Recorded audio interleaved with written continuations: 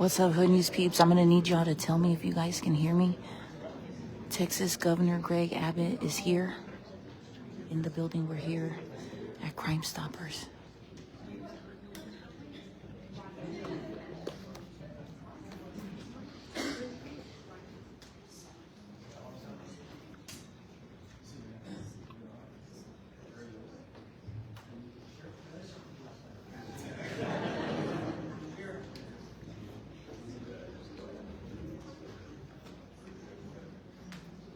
All the media.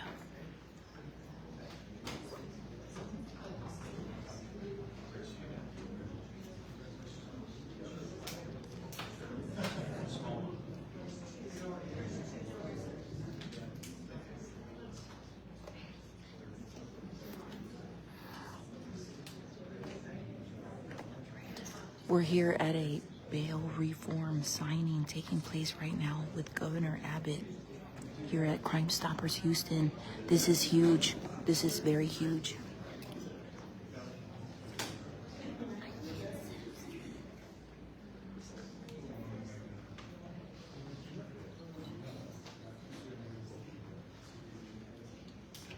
Good afternoon, everyone. Good afternoon. I'm Brenda Mancario, CEO of Crime Stoppers of Houston. What a very special day today is. I want to thank Governor Abbott, Patrick, Senator Joan Huffman, Chairman John Smithy, law enforcement partners, district attorneys, so many other distinguished guests, elected officials, board members, Andy Kahn, Amy Castillo, the victims, the survivors, and everyone gathered here today. This is more than a bill signing. This is a day of reckoning. Today marks a historic moment in a fight for change that we began in 2018. A fight to stop a broken bail system from endangering the very people it's supposed to protect. Too many families have paid the ultimate price for a system that has failed them. Too many officers have risked their lives rearresting violent offenders. Too many communities have been shattered by repeat criminals who should not have been released. We know this because we've lived it. We've sat across from grieving parents and surviving family members. We've combed through court documents that read like warnings that no one heeded. And through our Glenda Border Research Center, the number confirmed our worst fears. In Harris County alone, hundreds of defendants have been charged with secondary homicides while out on a felony bond. If you've been arguing to keep that practice going, something is wrong. This isn't just bad policy, it's the intentional destruction of communities, and it must stop. So for us, doing nothing was never an option. We took hits, as the governor knows, we took punches, but we never stopped advocating. While cities across the country struggle with the fallout of failed bail reform, we at Crime Stoppers of Houston rolled up our sleeves, worked with our board, our executive team, and lawmakers across multiple sessions, never losing sight of one thing: public safety must come first. We share critical data and firsthand accounts with Governor Abbott and Senator Huffman, and we all understand that critical data that we were discussing was more than names and numbers on a spreadsheet. These were the lives of dearly beloved individuals, fellow citizens who were needlessly and recklessly killed. For all of us, this was a resounding call to action. And now today we stand on the verge of real, lasting change. Senate Bill 9, Senate Bill 40, House Bill 75, especially SJR 5, the proposed constitutional amendment represents more than a policy shift.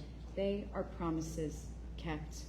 Promises to victims that their voices mattered, promises to families that we heard their pain, promises to Texans that we will not let violent offenders turn our communities into revolving doors of danger. But while we are extremely thankful to all who got us here today, we know it's not the end. It's the beginning of the next challenge to pass this constitutional amendment in November. So we urge every Texan to vote. Vote to keep your community safe. So I'd like to further take a moment to thank those who helped us today. Governor Abbott, thank you for being a constant advocate for safer communities and for signing these historic bills here today in Houston, where this fight began.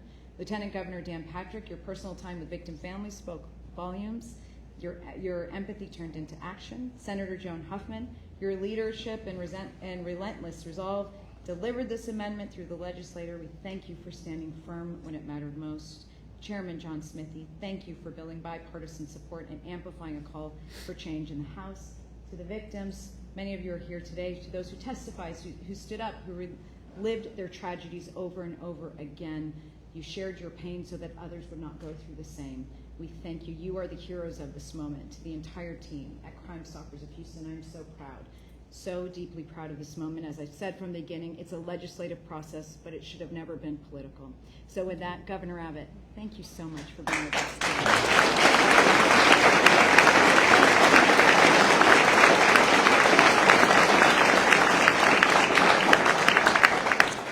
Well, a very big thank you to Rania. Thank you for your kind words, but more importantly, thank you for the tireless work that you and Crime Stoppers have put into this cause for a long, long time now. I think it's probably fair to say, for anybody who knows anything that goes on with Crime Stoppers, we probably would not be at this bill signing today had it not been for the tireless day after day, week after week, year after year effort by Crime Stoppers. You've changed the state of Texas.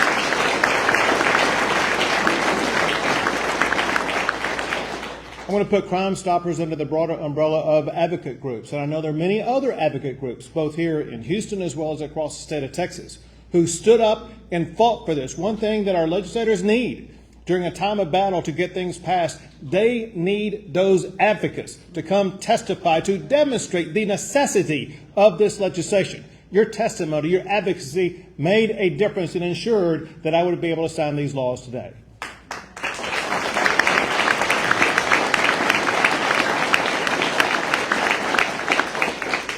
To the victims and their family members.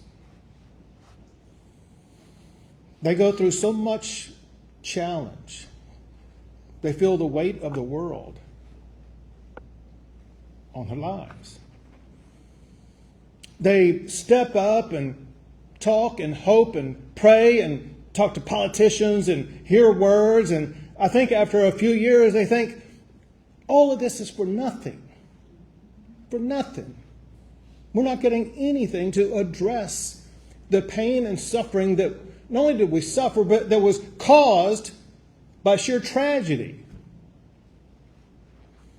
Today, that pain is answered. Because of what you and your families have been to. Not only are we signing laws that correct the wrongs that caused you to suffer, but your efforts have led to a rewriting of the Constitution of the state of Texas to ensure criminals like those who harmed your families will never be out on the loose again.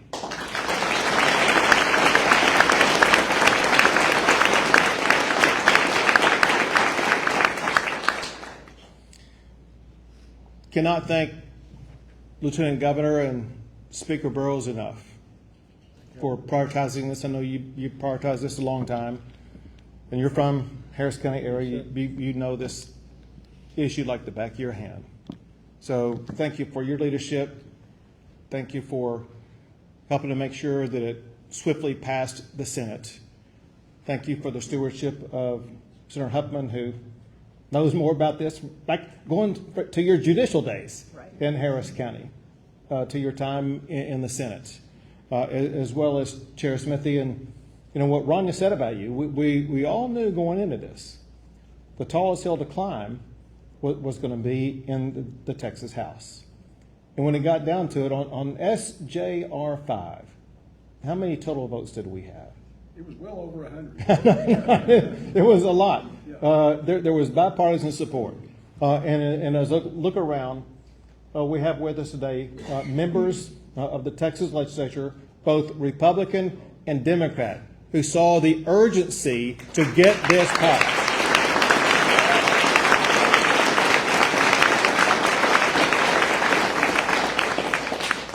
Another group of people with us today who fight for us every day, quite literally with their lives, and that is law enforcement officials. We cannot be a safe city, county, or state, or nation without these law enforcement officials putting their lives on the line. And those lives were under assault by these judges who were letting these criminals loose, criminals that they arrested to put behind bars only to see back out on the streets just a few hours later. threatening the lives of the very law enforcement officers who arrested him in the first place.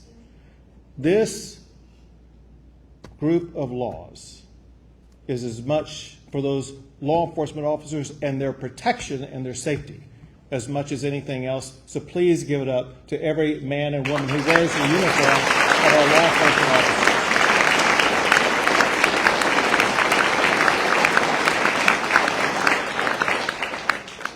This session, we confronted a crisis, a revolving door bail system that repeatedly released dangerous criminals back out onto the streets.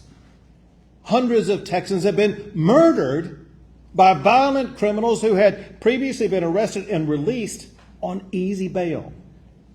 That's why I made bail reform an emergency item this session. Judges have had far too much discretion to set easy bail policies for violent criminals. One of the many horror stories from Harris County involves Austin Collette. Austin Collette was charged with murder, and then he pled guilty for that murder charge. And while this man who is a confessed killer was waiting to be sentenced, Harris County District Judge Hillary Unger let this confessed killer out of jail back onto the streets on bail. 3 months after the judge let him out to roam the streets again, he killed again. This time, a 21-year-old young woman. That woman would be alive today if the laws that I'm about to sign were in effect at that time. With these laws, judges will no longer be able to grant bail for violent crimes like murder and rape if the prosecutor shows that the defendant is a flight risk and a danger. Judges who do release violent defendants on bail must explain their decision to the public in writing. Prosecutors will now have a new tool. Prosecutors will have the right to appeal a judge's questionable bond decision. Also, unaccountable magistrates will now be barred from setting bail in the most dangerous and high-risk cases. Instead, it's going to be elected judges who must make those decisions. And now we are preventing nonprofits from using your tax dollars to bail criminals out of jail.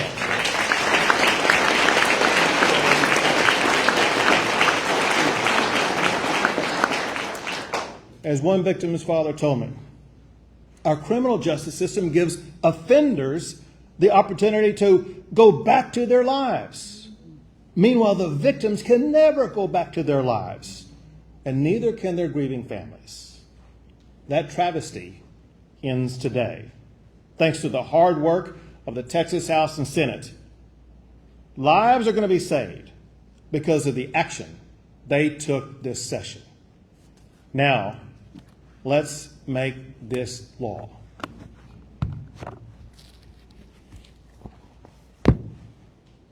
Every time I look for the date, my watch covers it up. Today's the third. It's like a curse. One day after signing done.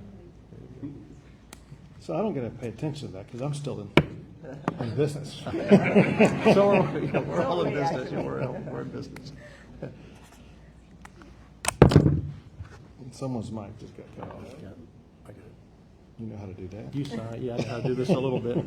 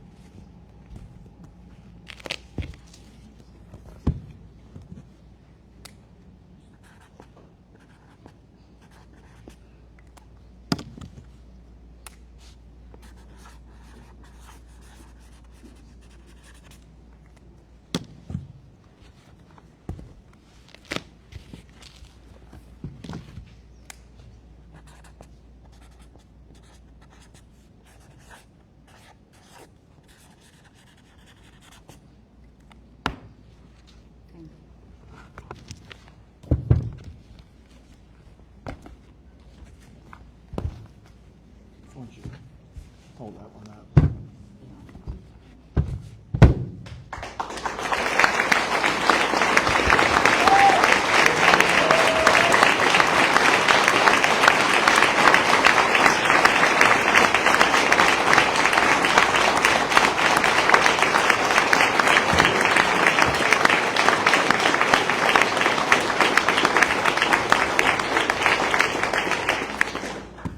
Now I want to turn it over to Lieutenant Governor Dan Patrick. Thank you, Governor. I've known Andy Kahn a long time. We started the Crime Commission about 35 years ago, I think, long before I was in office, to look at this issue. I've been involved with Crime Stoppers, and Ronnie, thank you for the incredible job you do, and all the board members and all the volunteers. Incredible speeches a few years ago from crime victims, not from elected officials, but from crime victims who told their stories. I want to thank Senator Huffman. She's been on this for 3 or 4 sessions now, and we passed bills out of the Senate time and time again. They didn't pass in the House, and that's why I thank Justin Burrows, the new Speaker, who finally had the courage to say we're going to pass these bills.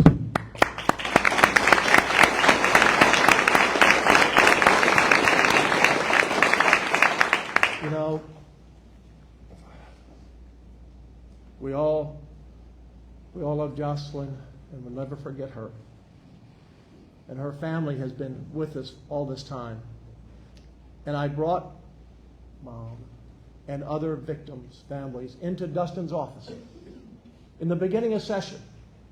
And I said, we have judges in this town who are letting murderers out, rapists out, child sex offenders out. That we have hundreds and hundreds out on the street now that have committed violent crimes that should not be out. And he was amazed. He's from Lubbock. He said, we don't allow that in Lubbock. That doesn't happen. I think he said they had 12 murders in the last year in its entirety. So the fact that we were able to tell the story of Harris County and Houston to a rural speaker, and with our friend John from the Panhandle, who said, it doesn't impact me, but it impacts Harris County and Houston. And when it impacts the largest city in the state and the largest county in the state, and those criminals can go to other counties and travel across Texas and commit crimes, they stood up. At the same time, on this glorious day that we're standing up, there were 2 bills, Senate Bill SJR 87 and SJR 1, that did not pass. We were within, what, 2 or 3 votes, Governor? 3 votes. And he called out a name of a DA who let a murderer out. We called out names of judges who don't even work and let murderers out. I want the voters in these districts to call their Democrat members and say, Alma Allen, Anna Hernandez, Ann Johnson, Morales, Rosenthal, Simmons, Thompson, Wally, Ward, Hubert Vo, Gene Wu. Where are those Democrats to not stand for the crime victims in this county and in this city? Their voters, I challenge any of those who blocked SJR 87 and SJR 1, bring me 5 residents who think murders should be out on the street. Bring me 5 voters who say that illegal immigrants should be out on the street to kill little girls. You find me those people in those Democrat districts. Democrats stood in the Senate and the House to pass these bills. But these 2 important bills did not pass because we were 3 votes short. So the voters in Harris County and Houston and Fort Bend County, Ron Reynolds is another, voters, they are the ones still letting illegal immigrants who commit violent crimes out, and they're still the ones letting people who are citizens of this country out on the streets to kill again. And we will not stop in the Senate. I know the governor will not stop until we pass SJR 1 and SJR 87, whether it's in a special session or the next session. We will not stop until these criminals and these illegal immigrants who are here committing crimes and killing little girls under a bridge are put in jail forever and never let out on bail or bond. And we need their help, the Democrats in Harris County and Houston, to get those bills across the line.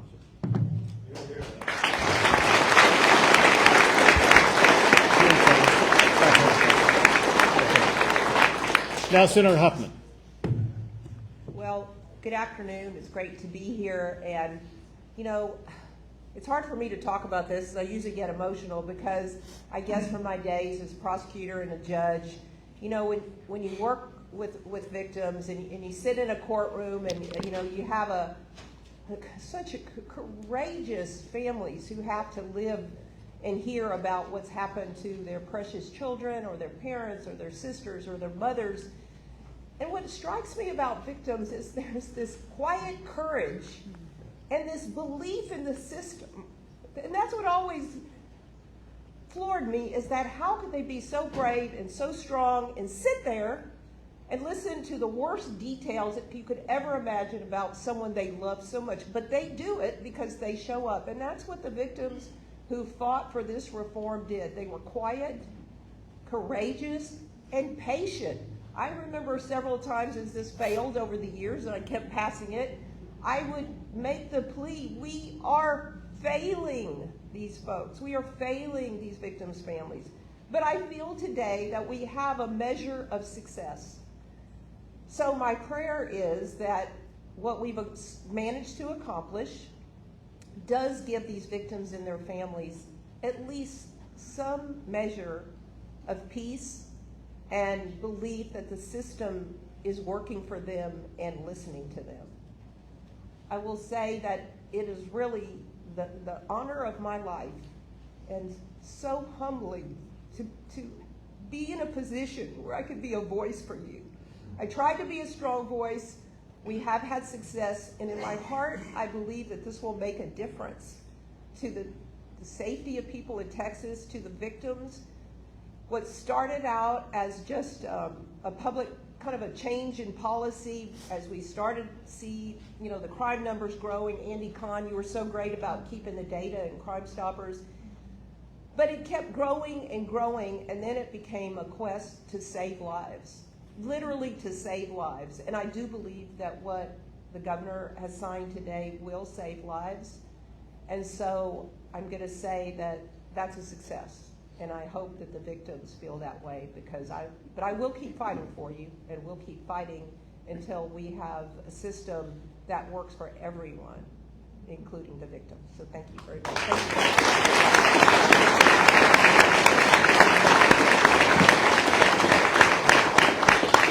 Representative Smithy.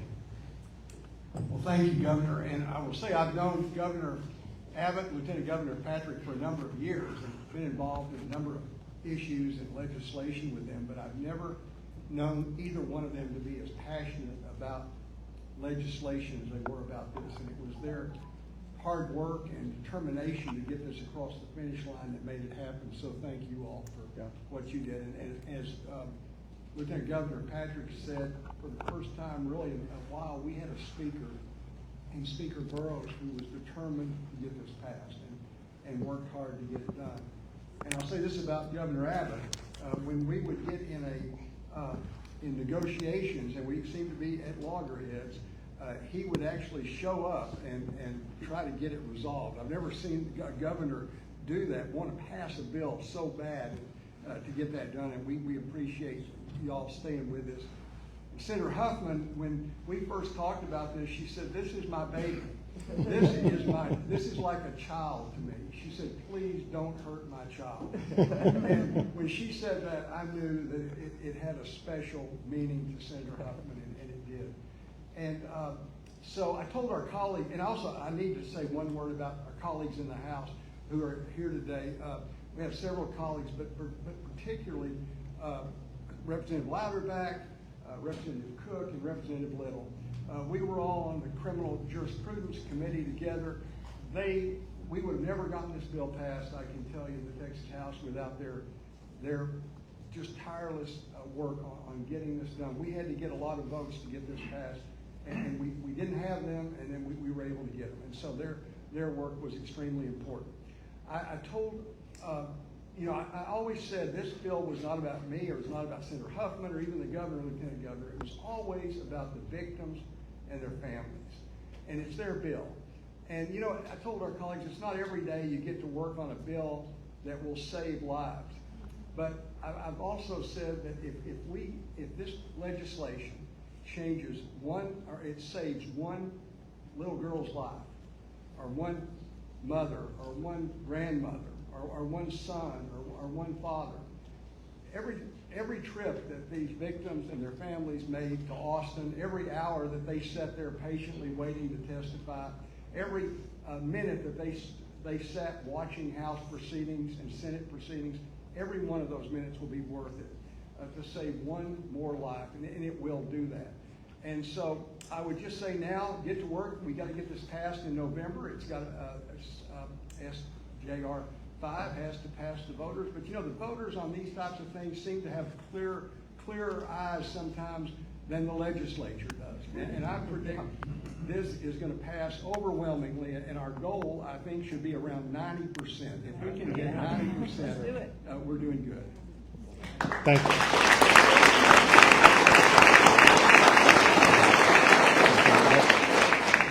So, back in the 1990s, I was a state district judge in Harris County. And in about 1994, I was fed up with what were easy parole policies. And I got to know a man named Andy Kahn. Right, was that three decades ago? Who was still in kindergarten at the time. He never changes. And we worked with a woman and some others to form an organization called Justice for All in an early effort to combat the types of challenges that we're combating today. So I know firsthand, 3 or 4 decades, whatever it is. Yes, 3 decades. 3 decades. So Andy has been in this fight for 3 decades. No one knows as much about it, is involved or cares as much or has as much institutional knowledge about waging this fight. And I'm proud to be able to call him a friend and introduce him at this time.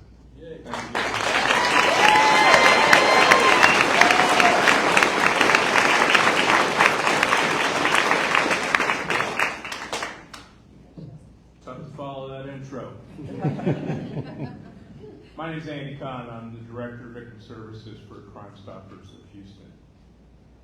Let me say, a lot of people in this room said, you know, we've never seen you smile. Guess what? Today's the day.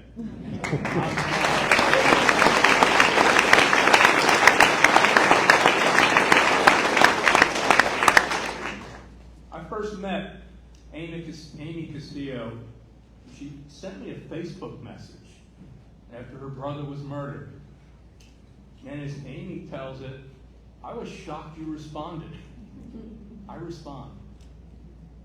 I told Amy I was going to take a deep dive into the suspect that was charged with her brother's murder. And what I uncovered was shocking and disturbing. I had to tell Amy her brother was murdered by the defendant the very same day he failed to appear in court to have a GPS put on his ankle. Keep that in mind. He failed to appear in court and murdered Amy's brother that very same day. I had to tell Amy the defendant was also out on bond for aggravated robbery in Fort Bend County. And despite being on bond for aggravated robbery in Fort Bend County, he was allowed to post 2 more felony bonds in Harris County. I had to tell her that after the defendant was charged with capital murder on her brother that, most capital murder defendants don't get out. It rarely happens. I was wrong. The last several years, I have had the privilege of watching Amy Castillo grow into a role as a voice for victims. This year, for the first time, she testified in support of the very bills that Governor Abbott signed today. Chairman Smithy, when you stated on the floor that even though these bills have our names on it, the bills belong to victims and surviving families. And on behalf of my constituents, we deeply appreciated your statement. I made a promise to Amy that her brother, Joshua Sandoval, would be a catalyst for change. Promise kept.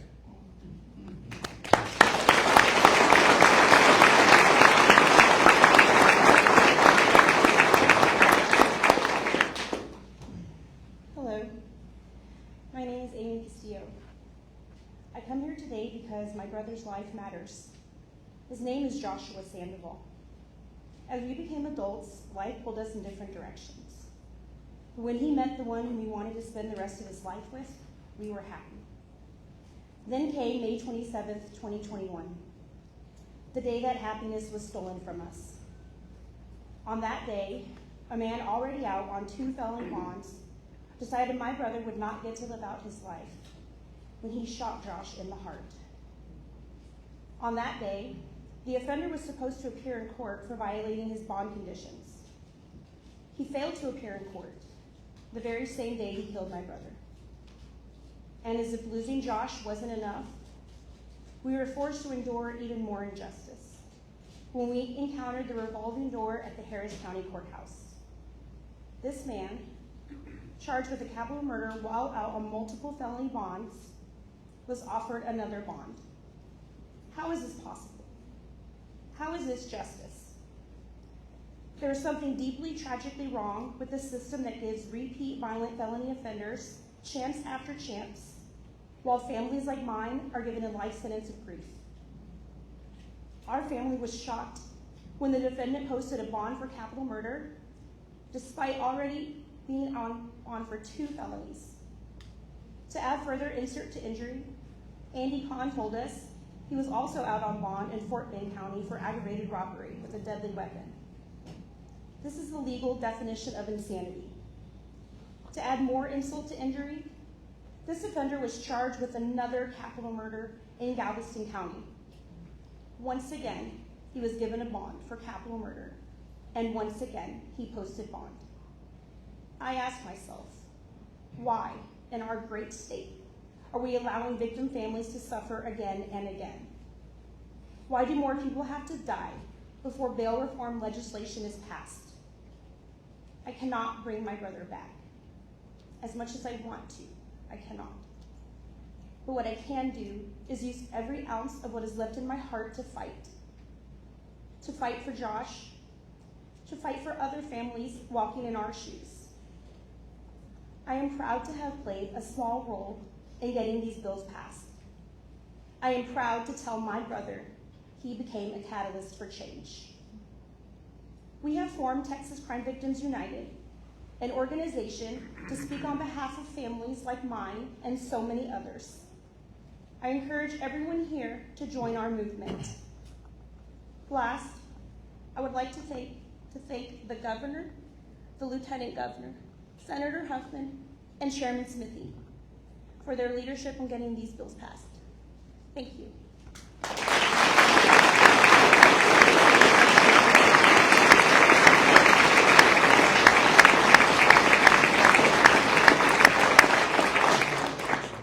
Amy, your story puts a punctuation point on why these reforms, this legislation, this constitutional amendment were needed.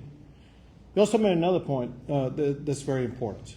You talk about the organization that you have organized, that you are advancing, and that you're urging others to support. That's in recognition of the reality.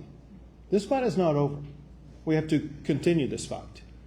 And the last thing I'll say is this, and that is there was a litmus test for every elected member in the Texas Capitol this session. Do they stand for and fight for the citizens in their district or the criminals who killed them? Many passed that test. Some failed that test. Those who failed that test will face their own reckoning. With that, we'll be happy to take a few questions. Governor Abbott, we heard the Lieutenant Governor talk a little bit about those two constitutional amendments that didn't get passed. When looking through the totality of bail reform this session, what are your thoughts? Do you see a potential where you do a special to try to take a stab at some of those constitutional amendments again? Yeah. First, I'll tell you this, and that is if you go back to my State of the State address, if you go back to what I talked about when I was here with Rania a few months ago, talking about the constitutional amendment that we want to get passed. What I was talking about in both of those episodes and many others was what was contained in Senate Joint Resolution 5 that I signed today. So the bail reform that I campaigned on and got passed is exactly what I want to turn into law. As others here, whether it be Senator Huffman, Representative Smithy, some of the state reps behind me, they know that around the same time we reached agreement on this, we realized, you know what, there's some other ideas we would like to also get passed. They had a late start. They didn't begin as early as my State of the State address or even before that. So perhaps they need a little bit more time to come to fruition. But to specifically answer your question, you can be assured that those other proposals, as Schwarzenegger would say, they're going to be back. And we are not done yet. Governor, can I ask? None of this would happen today without the victims' families. But none of this would happen today without the governor taking the lead. And I know his heart on this issue. I know his mind on this issue. And whenever it happens, these members, many of them representatives from the Houston and Harris County area, they will be held accountable for their votes for criminals instead of victims. So whenever it happens, he will lead, we will lead, and trust me, it will happen. Last time you were in this room, you said that SJR 5 should require defendants to prove they're not a danger to the community. You said earlier, the way that it ended up is prosecutors have to prove they're not, that these people are a danger to the community. What happened between when you said that and this bill passed? And does this put some pressure on prosecutors to follow this process that's been set in this law? To be quite specific about what happened, I sat in a conference room with some of the people at this table and some of the people standing behind me. And we debated that issue for hours. And my recollection of that discussion is never before had they seen a burden put on a defendant to be able to prove that, especially in a situation where they may be unrepresented and be required to compromise their Fifth Amendment rights. And so what we decided to do instead was to adopt a standard that was derived from what is used in federal law that prosecutors deal with all the time. I mean, what they got to show is pretty easy, to be honest, and that is a person accused of murder is a danger to the community. Not hard. But here's the important part that I knew was coming, and that is even with that burden, there's going to be some leftist judge, progressive judge in Harris County who still may grant bail. The prosecutor, unlike before, now has the right to immediately appeal that disgusting decision. And while that appeal is undertaken, that criminal is going to remain behind bars. And we are going to be assured we're going to get a good appellate judge or even court of criminal appeals judge who's going to take the action needed to make sure that these dangerous criminals remain off our streets. We're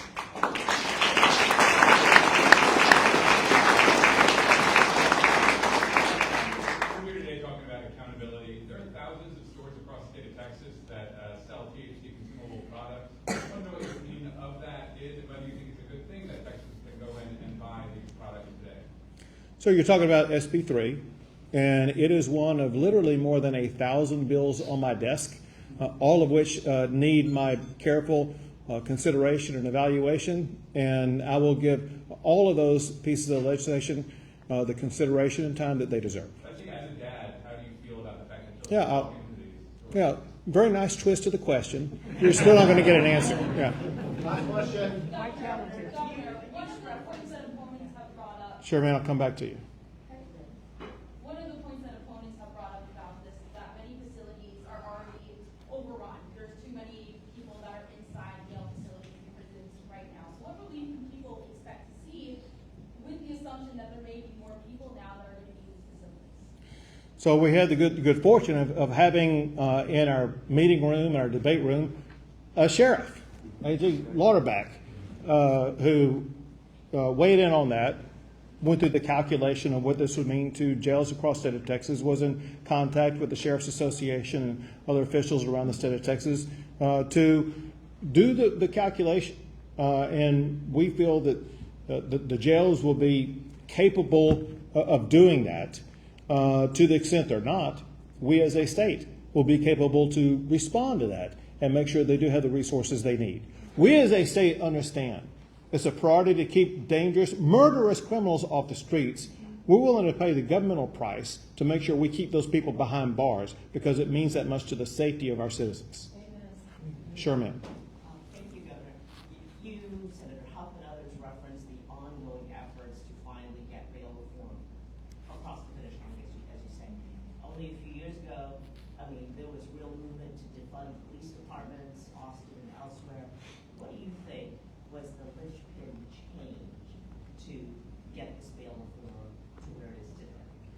People are getting tired of being killed. It's simply that. People are being slaughtered in Harris County, and by people that government already has confined and then released. I'll use a line that I told these members as I was fighting for this. If a crime occurs for the first time, we might be able to consider that to be a societal problem. If a criminal gets arrested, a dangerous criminal, and gets confined, and then is released back on the streets, and then another vicious crime occurs, that goes beyond a societal problem. That's a governance problem. And what was needed here was a correction of governance to make sure our system was no longer broken and we would keep these people behind bars.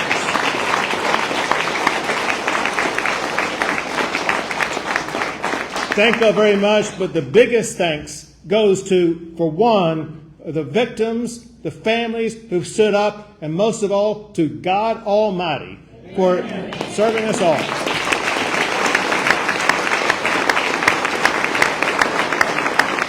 Good job, brother. Great work. You want to give these to Yep. these up? Yep. I would like for her to. Oh, okay. You can handle it.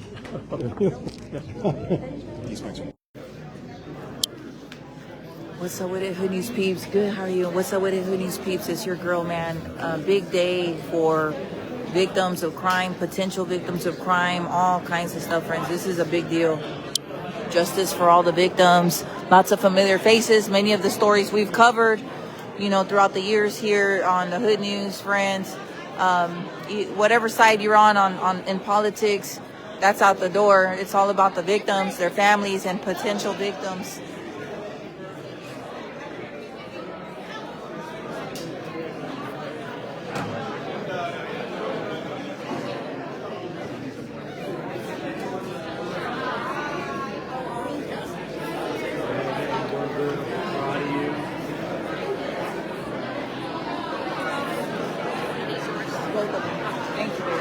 Thank you.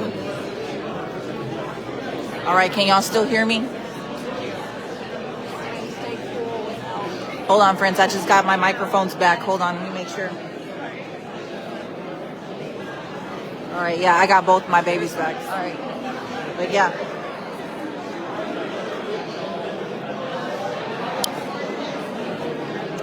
And for those that were insulting folks in wheelchairs and all kinds of disabilities and stuff, I blocked a bunch of people. We're not going to be doing that, y'all. It doesn't matter if you agree with something, disagree. You don't resort to insulting people. Don't do that. I banned like 28 grown people. Y'all know I have a loved one in a wheelchair. Like, that's so offensive. Do better. Do better. I hope you're raising your kids better.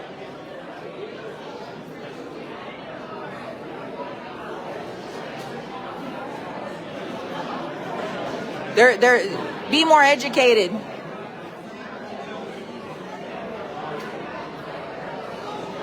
Some of y'all have worked for corporations and all kinds of craziness, man. Watch yourselves. Watch yourselves.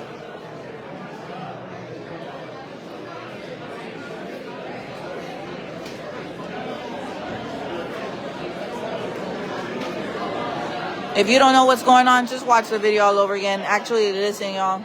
That's all I gotta say. All right, well, I'm gonna dip out. It's your girl Grizzy live here at the Crime Stoppers building. Bail reform, friends.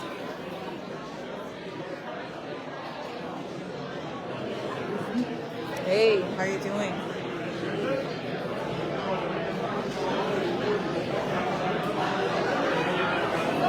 Governor Greg Abbott just signed a bail reform bill that he just signed a while ago. And if you missed it, just go back and pay attention, friends. We got lots of families here whose stories we've covered of their loved ones murdered.